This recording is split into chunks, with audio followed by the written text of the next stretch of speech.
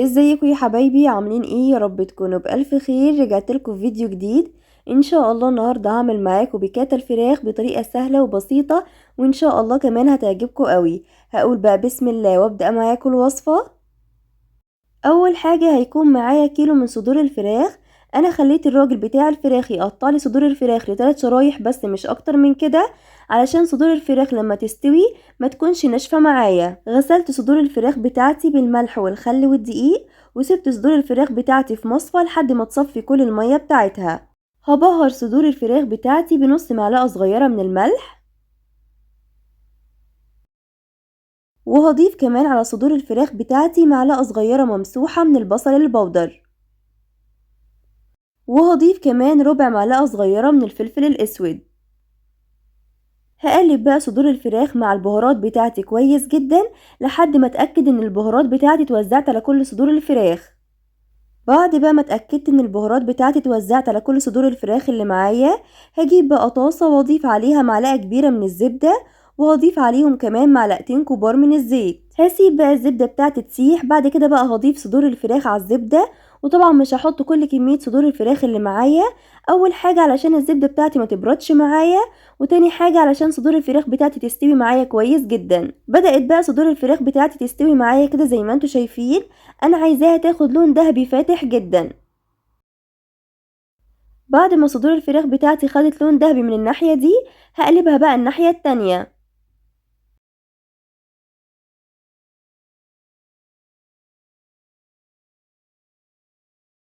بعد بقى ما صدور الفراخ بتاعتي خدت لون ذهبي من الناحيتين وخلاص بدأت تدخل في السوا، هشيلها بقى من الطاسة.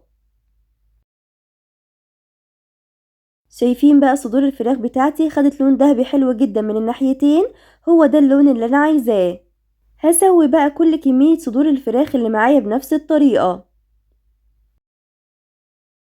بعد بقى ما سويت كل صدور الفراخ اللي معايا، وفي نفس الطاسة اللي سويت فيها صدور الفراخ بتاعتي، هضيف عليها بصلتين مبشورين ناعم كده زي ما انتوا شايفين. هقلب بقى البصل بتاعي مع الزيت والزبدة اللي فضلوا من صدور الفراخ بتاعتي، وكمان الصوص بتاع صدور الفراخ اللي لازق في الطاسة، اللي هيديني لون حلو جدا للبيكاتا. وانا عايزة البصل بتاعي يكون مكرمل، فهضيف له معلقة صغيرة ممسوحة من السكر الناعم. هقلب بقى البصل مع السكر على نار متوسطة لحد ما البصل بتاعي يدبل ويتكرمل معايا. بعد بقى ما البصل بتاعي دبل واتكرمل معايا كده زي ما انتوا شايفين، والصوص بتاع صدور الفراخ اللي كان لازق في الطاسة ادى للبصل بتاعي لون حلو جدا. هضيف بقى على البصل بتاعي كوبايتين كبار من المشروم الفريش.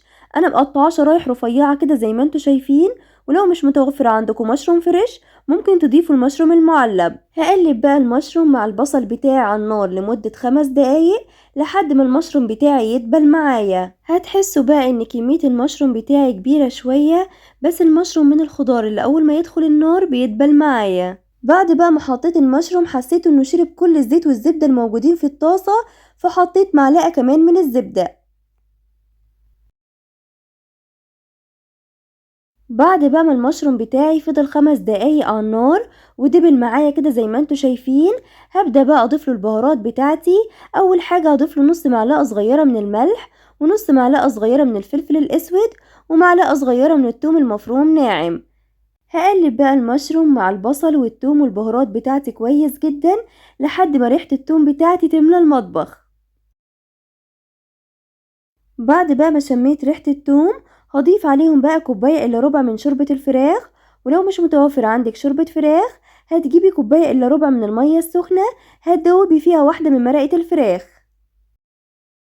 وهضيف عليهم كمان كريمة الطهي او الكريمة اللباني، والنوع ده انا بجيب منه الحجم الوسط وبتكون 500 ملي. انا هضيف كل العلبة اللي معايا. طيب مش متوفر عندي كريمة الطهي او الكريمة اللباني وعايزة بديل ليها، هتلاقي في السوبر ماركت في الركن بتاع الالبان علبة شبه علبة الزبادي بس بيكون لونها اورنج ومكتوب عليها الكريمة الحامضية. هتجيبي منها علبتين، ودي بتكون بديل لكريمة الطهي. والبديل بقى المتوفر في كل بيت معلقتين كبار من الزبدة، هتضيفي عليهم معلقتين كبار من الدقيق وتقلبيهم شوية على النار. بعد كده بقى هتضيفي عليهم كوبايتين ونص من اللبن لحد ما يديكي صوص كريمي. هضيف بقى صدور الفراخ والصوص اللي نزل من صدور الفراخ على الصوص اللي انا عملته.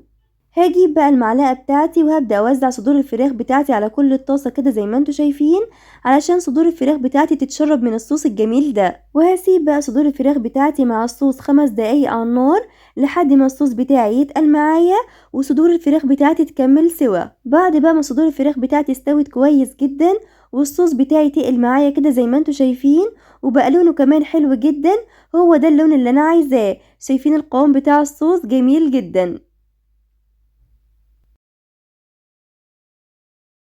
غرفت بقى البيكاتا بتاعتي كده زي ما انتوا شايفين، شايفين شكلها حلو قوي ازاي، والفراخ بتاعتي مستوية من جوه كويس جدا وبيضة كده زي ما انتوا شايفين. بجد يا جماعة كانت ريحتها خطيرة، وبجد ريحتها كانت قلب البيت كله. هحط بقى صوص على الفراخ بتاعتي علشان ادوقها معاكم، وطبعا انتوا عارفين اكتر جزء بحبه في الفيديو لما اجي ادوق. بجد يا جماعة طعمها خطير، الصوص كريمي قوي، الفراخ بتاعتي مستوية وطرية في نفس الوقت ومش ناشفة معايا زي ما كنت بقولكوا. لازم تكون التقطيعة بتاعتها حلوة جدا علشان ما تكونش ناشفة معاكوا. شايفين الصوص كريمي قوي ازاي؟ بجد يا جماعة خطيرة، لازم تجربوها. وفي نص ساعة وفي طاسة واحدة هتعملي احلى غدا من غير مواعين كتير ولا واقفة في المطبخ كتير. ولو عندك عزومة هتشرفك جدا في العزومات.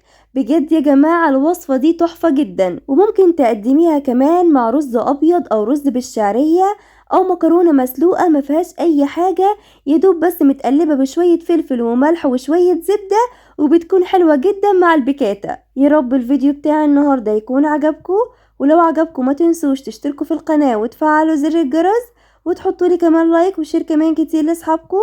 لو بتتابعوني من على اليوتيوب، لو بتتابعوني من على الفيسبوك، يا ريت تدوسوا زر المتابعة واللايك وشير كمان كتير لاصحابكم، وتكتبوا كمان انتوا بتتابعوني من فين. اشوفكم على خير الفيديو اللي جاي. باي باي.